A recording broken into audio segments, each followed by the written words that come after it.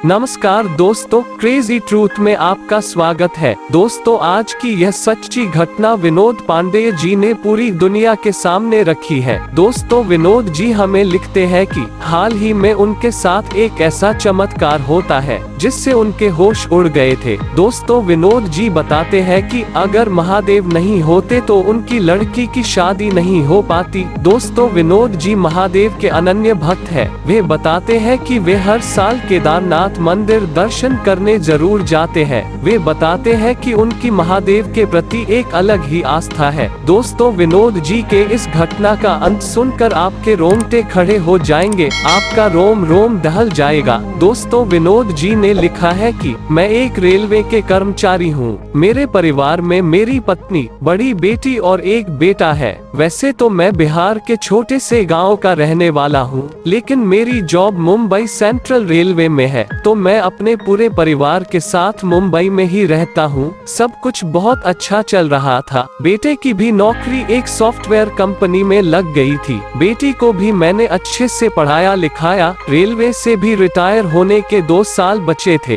तो मैंने सोचा कि बेटी की शादी अपने रिटायरमेंट के पहले कर लेता हूँ। रिश्तेदार में एक अच्छा लड़का भी मिल गया। उस लड़के की सरकारी नौकरी थी, अच्छा कमाता था। हमने सोचा इससे ही अपनी बेटी की शादी करवा देता हूँ। बेटी से भी पूछा, वो भी राजी हो गई। लड़के वाले शादी गांव से ही करना चाहते थे, तो हम भी गांव से करने की तैयारी करने लगे। सारी तैयारियां शुरू हो गई। हमने भी गांव जाने की तैयारी कर ली। बेटे को ऑफिस से छुट्टी नहीं मिल रही थी, तो बेटे ने कहा कि मैं 2-3 दिन बाद आऊंगा। मैंने मेरी पत्नी की और अपनी बेटी की टिकट करवा ली। वो दिन भी आ गया जिस दिन हमें गाँव जाना था। हमने सारी पैकिंग कर ली थी। मेरी पत्नी ने बेटी के लिए कुछ गहने बनवाए थे, सब कुछ रख लिया था। मैंने भी शादी के लिए कुछ पैसे बैंक से निकलवा कर रख लिए, क्योंकि गांव में एटीएम भी नहीं खुले रहते, तो मैं कोई रिस्क नहीं लेना चाहता था। रात की ट्रेन थी। मेरा बेटा हमें स्टेशन तक छोड़ आया।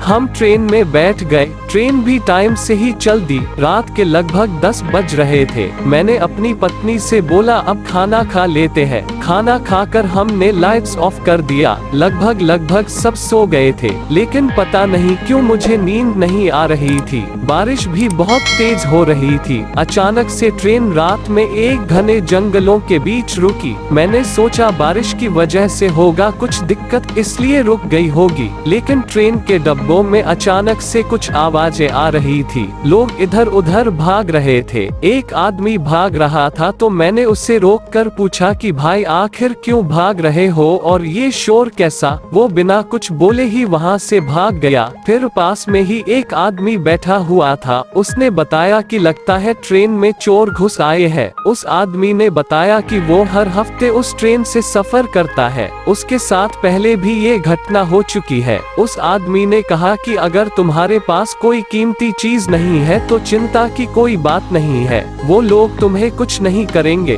बस तुम्हारे पास अगर कुछ कीमती चीजें रहेंगी तो वही लेंगे। इतना कहकर वो आदमी लेट गया। ये सब सुनकर मेरे होश उड़ गए, क्योंकि मेरे पास तो बेटी के गहने और शादी के लिए कुछ पैसे भी थे। मैं बहुत डर गया था। मेरे कुछ भी समझ नहीं आ रहा था। मैंने मन ही मन सोच रहा था कि अब महादेव ही बचा सकते हैं। मैं अपने पास हमेशा महादेव की एक तस्वीर रखता था। मैंने तुरंत निकाला और महादेव से विनती किया। मैंने कहा कि अगर ये लोग सारे पैसे और गहने चोरी कर लेंगे तो मैं अपनी बेटी की शादी कैसे करूंगा?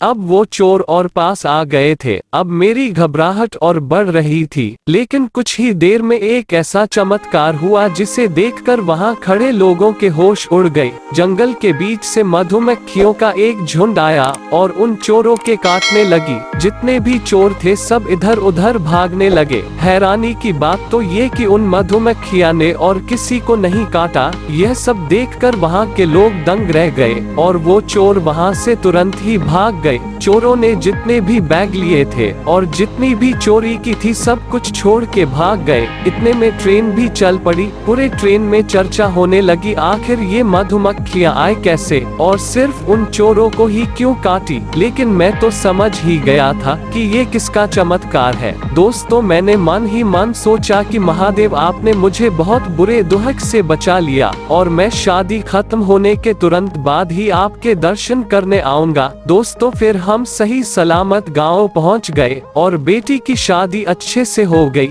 शादी खत्म होने के एक हफ्ते बाद मैं पहले केदारनाथ मंदिर पहुंचा और वहां अच्छे से दर्शन किया और महादेव से बोला कि अगर आप नहीं होते तो मेरी बेटी की शादी कैसे होती। दोस्तों, विनोद जी की ये सच्ची घटना कैसी लगी आपको हमें जरूर बताएं और अगर आपके साथ ऐसी कोई घटना घटित होती है तो हमें हमारे फेसबुक या इंस्टाग्राम के माध्यम से जरूर बताएं। हर हर महादेव।